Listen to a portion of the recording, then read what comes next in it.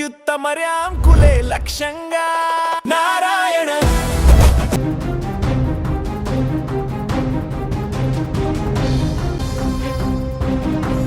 తమిళనాడు రాజకీయాలలో తీవ్ర దుమారం రేపిన ఉదయనిధి స్టాలిన్ వ్యవహారంలో కీలక మలుపు చోటు చేసుకుంది.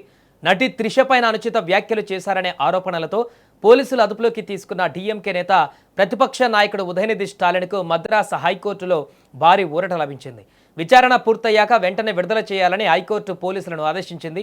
అదే సమయంలో అవసరమైనప్పుడు దర్యాప్తునకు పూర్తిగా సహకరించాలని ఉదయనిధి స్టాలిన్కి సూచించింది.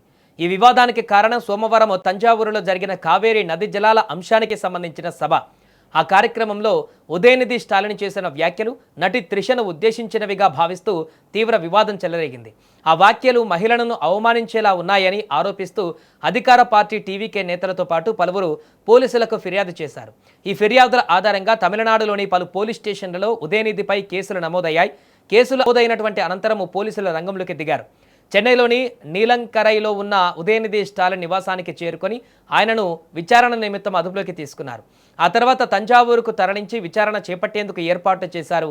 ఈ పరిణామంతో డీఎంకే కార్యకర్తలు ఆందోళనకు దిగగా తమిళనాడు రాజకీయాలలో ఒక్కసారిగా ఉద్రిక్త పరిస్థితులు నెలకొన్నాయి. ఇదే సమయంలో ఉదయనిధి స్టాలిన్ తరపు న్యాయవాదులు అత్యవసరంగా మద్రాసు హైకోర్టును ఆశ్రయించారు. ముందస్తు బెయిల్ కోరుతూ పిటిషన్ దాఖలు చేయగా హైకోర్టు వెంటనే ప్రత్యేక విచారణ చేపట్టింది. ఈ విచారణలో తమిళనాడు ప్రభుత్వం తరపున అడ్వకేట్ జనరల్ విజయ్ నారాయణ్ కీలక వ్యాఖ్యలు చేశారు. ఉదయనిధిని జ్యుడిషియల్ కస్టడీకి పంపే ఉద్దేశం ప్రభుత్వానికి లేదని ఆయన కోర్టుకు స్పష్టం చేశారు. కేవలం కేసుకు సంబంధించిన వివరాలు తెలుసుకునేందుకు విచారణ మాత్రమే నిర్వహిస్తున్నామని, విచారణ పూర్తయిన వెంటనే స్టేషన్ బెయిల్పై విడుదల చేయాలనే ఉద్దేశమే పోలీసులకు ఉందని కూడా కోర్టుకు తెలిపారు. ప్రభుత్వ వాదనలు విన్న మద్రాసు హైకోర్టు ఉదయనిధి స్టాలిన్ను విచారణ అనంతరం అదే రోజు విడుదల చేయాలని పోలీసులను ఆదేశించింది. అలాగే భవిష్యత్తులో ఎప్పుడైనా విచారణకు పిలిస్తే తప్పనిసరిగా సహకరించాలని స్పష్టం చేసింది. దీంతో ఉదయనిధికి తక్షణ ఉపశమనం లభించింది. ఈ వ్యవహారం రాజకీయంగానూ తీవ్ర చర్చకు దారితీసింది. డీఎంకే నేతలు ఈ కేసును రాజకీయ కక్ష సాధింపుగా అభివర్ణిస్తుండగా అధికార టీవీకే మాత్రం మహిళలను అవమానించే వ్యాఖ్యలపైన చట్టపరమైన చర్యలు తప్పవని చెబుతోంది.